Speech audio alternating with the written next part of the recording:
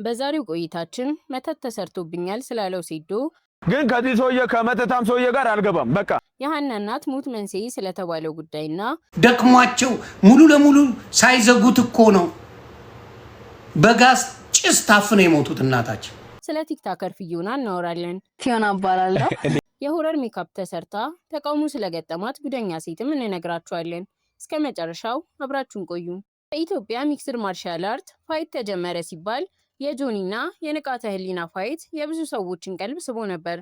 ከዛ በመቀጠል የጆኒና የሴዶ ማርሻል አርት ፋይት ቀልብ ሳቢ ሆኗል። ነገር ግን ከጊዜ ወደ ጊዜ ፍላጎቱን ማወቅ የተሳነው ሴዶ አሁን ደግሞ በአዲስ ሀሳብ ብቅ ብሏል። ምን መሰላችሁ?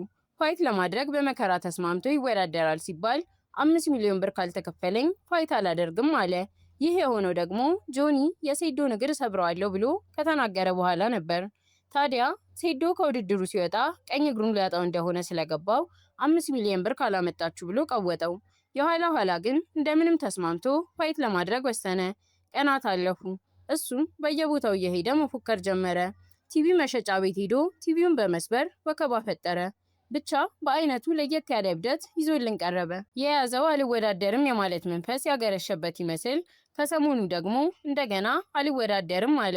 ምክንያቱም ያኔ ጆኒ ንቃተ ህሊና ላይ ያፈረጠውን እንቁላል እሱም ላይ ስለሚያፈርጥ ነው። ይህን አጋጣሚ ተጠቅሞ እንቁላሉ ተደግሞበታል። ስለዚህ አልወዳደርም ሲል ቃሉን ሰጥቷል። በድግም ሰርቶ ነው። ከዚህ በፊትም ንቃተ ህሊናን በእንቁላሉ ከመታው በኋላ ነው በቃ ልጁ ከዛ በኋላ የጀዘበው ማለት። ስለዚህ እኔ ውድድር አልወዳደርም። ይህንን ውድድር ለመመልከት ደግሞ ብዙ ሰዎች 10,000 ብር ገደማ ቪአይፒ ትኬት ገዝተዋል። ታዲያ ይሄ ጉዳይ ምርትና አገልግሎታቸውን ለማስተዋወቅ ብዙ ገንዘብ ያፈሰሱ ድርጅቶችን ኪሳራ ውስጥ ለመክተት ከጫፍ የደረሰ ይመስላል።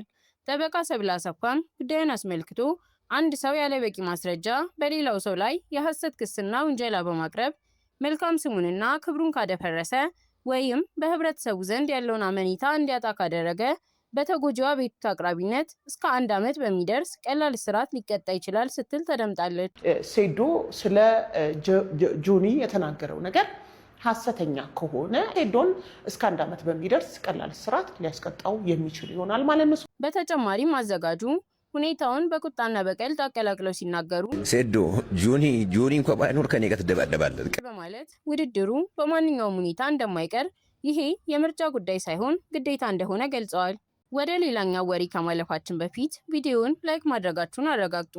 ሰሞኑን በማህበራዊ ሚዲያ በተለይም በቲክቶክ ላይ በስፋት ሲነገር የቆየው የቲክቶከሯ ሃና እናት ህልፈት ብዙዎችን አሳዝኗል። አንዱ እናት ብቻ ነበረችም ዛሬ ሚዲያ ላይ ወጣ እንዲቀለለች ማንም እንዲያላት እንጂ። ወይዘሮ ደንበች ህይወታቸው ከማለፉ በፊት የነበረውን ምሽት ለሚመጣው ታላቁ የመስቀል በዓል ቤተሰቦቻቸውን ለማስደሰት ቆሎ ሲቆሉና የቤታቸውን ድባብ በበዓል ጠረን ሲያውዱ አድረው ነበር። ነገር ግን በማግስቱ ጠዋት ሃና ወደ እናቷ ቤት ስታመራ እናቷ በቤቱ መግቢያ በር አቅራቢያ መሬት ላይ ወድቀው ነፍሳቸው ከስጋቸው ተለይታ አግኝታቸዋለች። ቤዝመንት ተከራይተውላቸው ብቻቸውን እየኖሩ ከአንድም 2 ስራ እንዲሰሩ ተደርገው አልቻሉም። የገደላቸው ደግሞ ጭስ ነው። ምና አብራ ብታኖራቸው በማለት አንዳንዶች ቲክቶከሯን ይወቅሳሉ። እዚህ ላይ ግን አንድ ነገር ማስተዋል አለብን። የሰውን ሞት ከምንም ነገር ጋር በቀጥታ ማያያዝ ተገቢ አይደለም። በማህበራዊ ሚዲያ ላይ የምንናገረው ነገር ለኛ ቀላል ቢሆንም ለሌሎች ሰዎች ግን ከባድ ቃል ሊሆን ይችላልና በተለይም ሴንሲቲቭ ስለሆኑ ጉዳዮች ስንናገር ጥንቃቄ ማድረግ ያስፈልጋል።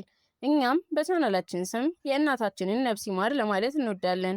ታዲያ ይህ አሳዛኝ ክስተት ከመከሰቱ ጥቂት ቀናት በፊት ሊያሾ የሃናን እናት አስመልክታ የሰነዘረችውን ትችትና አስተያየት ሁላችሁም ሰምታችኋል።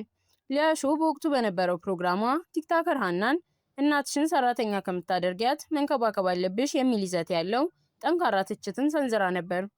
እናትሽን ኩሽን አስገብተሽ ክትፎ እያስከተፍሽ እያሰራሽ እናቴን ማከብር ማሚዬን እንደዚህ ምናምን እናትየዋ ሊያርፉ አሜሪካ ሄደው ኬተሪንግ ጀመሩ። ብዙዎችም ለየሰጠችው አስተያየት ከልክ ያለፈና የግል ሕይወትን የሚነካ እንደሆነ ገልጸው ነበር። እውነት ለመናገር የሃናን እናት አለማድነቅ አይቻልም። መቀመጥ የማይወዱ የማንንም እጅ ሳያዩ የኖሩና ታታሪነትን ያስተማሩን ታላቅ እናት ናቸው። ታዲያ የሃና እናት ማረፋቸው ከተሰማ በኋላ ሊያሾ ቀደም ሲል የነበራትን አቋም በመቀየር ይቅርታ ጠይቃለች። በቃ ካስቀየምኩሽ ደግሞ በኪዳነ ምሕረት ስም ይቅርታ ጠይቅሻለሁ። አንቺን ነው ለእናታችንም ቢሆን ነፍስ ይማር እናንተ ስለዚህ ጉዳይ ምን ታስባላችሁ? አስተያየታችሁን ኮሜንት ላይ አስቀምጡልን። ቲክታክ ላይ በሚሊዮን የሚቆጠሩ ተከታዮች አሏት። ግን የቲክቶከሯ ፊዮና የዕለት ተዕለት ህይወት ምን ይመስላል? ሰሞኑን አጋርታናለች። ፊዮና ቀኗን የምትጀምረው እንደኛ አይደለም። ላይቭ ካልገባች በስተቀር እስከ 6 ሰዓት ድረስ መነሳት አይታሰብም። አዎ ቀኗ የሚጀምረው ከቀኑ 6 ሰዓት በኋላ ነው። በአብዛኛው ጊዜዋን የምታሳልፈውም ከቤተሰቦቿ ጋር ነው። ቲክታክን ስትጀምር ገና የ10ኛ ክፍል ተማሪ ነበረች። እናቷ ትምህርቷ ላይ ብቻ እንድታተኩር ትፈልግ ነበር። ስለዚህ በሂደቱ ደስተኛ አልነበረችም። አባቷ ግን ትስራው በሚል ይደግፋት ነበር። ፊዮና የመጀመሪያ ክፍያዋን ያገኘችው በ15 ዓመቷ በስቲፋኖስ ክሊፕ ላይ በመሳተፍ ነበር። 10,000 ብር ነበር የተከፈለኝ። ግን እንደ መጀመሪያ ምንም ሰርቻ አላውቅም። እንደ መጀመሪያ በጣም ቆንጆ ነው።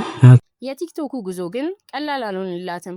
200,000 ተከታይ ደርሳ አካውንቷ ሲዘጋባት የተሰማት ስሜት ተስፋ አስቆራጭ ነበር። ከዚህ በኋላ ቲክቶክ አልሰራም ብላ እስከ መወሰን ደርሳ ነበር። ነገር ግን ጆን ዳንኤል በከፈተላት አካውንት ከዜሮ ተነስታ አሁን ላይ ወደ 1.1 ሚሊዮን ተከታዮች መድረስ ችላለች። አሁን ትልቁን አካውንቴን ጆን ዳንኤል ነው የከፈተልኝ። ስለ ፍቅር ህይወቷ ስታወራም ለባልነት የምትፈልገው ወንድ ፈጣሪውን የሚወድ እሷንና ቤተሰቧን የሚያከብር እንዲሁም ጎበዝ የሥራ ሰው መሆን እንዳለበት ተናግራለች። አሁን ግን ፍቅረኛ የላትም። ብዙ አርቲስቶች እድሜያቸውን ሲደብቁ ማየት የተለመደ ነው። ያውቁታል። 19 ዓመቴ ነው። አሏሽም ያውቃሉ። የፊዮናን ሀሳብ እንዴት ታዩታላችሁ? ኮሜንት ላይ አሳውቁን። ከሰሞኑ ኩኪላብ በተሰኘ አካውንት ቀልድ ለመሆን ታስቦ የተሰራው ቪዲዮ ሰዎችን ማዝናናቱ ቀርቶ ብዙዎችን አስቆጥቶ ነበር። ልጆች እየመጡ ነው እና እነሱን ለማስደንገጥ እንደዚህ ሜካፕን ተሰርቼ እየጠበቅኳቸው ነው። ይቺ ጉደኛ ሴት የውሄ በዓል ለማክበር ሆያ ሆዬ ሊጨፍሩ በሄዱ ህጻናት ላይ የሆረር ሜካፕ ተሰርታ ታዳጊዎቹን አስደንግጣ ቪው ለማግኘት የሞከረች ቢሆንም ሁኔታው ካሰበችው ውጪ ሆኖ ተቃውሞን አስተናግዳለች። ሰይፉም በፕሮግራሙ ላይ ያልወለደ ሰው ቀልድ ብሎ ተችቷታል። አንዳንድ ደግሞ ወጣ ያሉ ቀልዶች ይቀለዱበታልና ይሄ ምን ብለናል መሰለሽ? ያልወለደ ሰው ቀልድ። ግለሰቧ ያሰበችው የራሷን ቪው እንጂ የልጆቹን ድንጋጤና ሊደርስባቸው የሚችለውን አደጋ ከግምት ውስጥ አላስገባችም። የዛሬን ጨረስን። ቀጣይ በሌሎች ቪዲዮዎች እንድንገናኝ ሰብስክራይብ በማድረግ ቤተሰብ መሆን ትችላላችሁ።